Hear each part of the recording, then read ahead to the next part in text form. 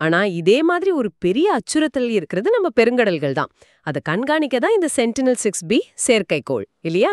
மிகச்சரியா சொன்னீங்க. இது நாசா, ஐரோப்பிய விண்வெளி ஏஜென்சி 2 பேரும் சேர்ந்து செஞ்ச ஒரு முயற்சி.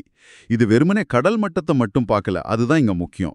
ஒவ்வொரு 112 நிமிஷத்துக்கும் ஒரு தடவை பூமியை சுத்தி வந்து நம்மளோட 99% மேலான கடல்களோட உயரத்தை கிட்டத்தட்ட 1 இன்ச் துல்லியத்தோட அளக்குது. 1 இன்ச் துல்லியமா? அது எப்படி சாத்தியம்? அந்த அளவுக்கு துல்லியம் எதுக்கு இவ்ளோ முக்கியம்? அங்கதான் விஷயமே இருக்கு.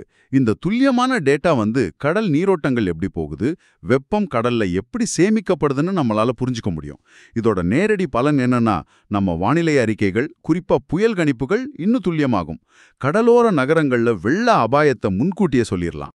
ஓஹோ, அப்போ லட்சக்கணக்கான மக்களை காப்பாத்த இது உதவும். ஆமா, இது வெறும் காலநிலை மாற்றத்தை கண்காணிக்கிறது மட்டும் இல்ல, அதோட தாக்கங்களுக்கு நம்மள தயார்படுத்திக்க ஒரு கருவி.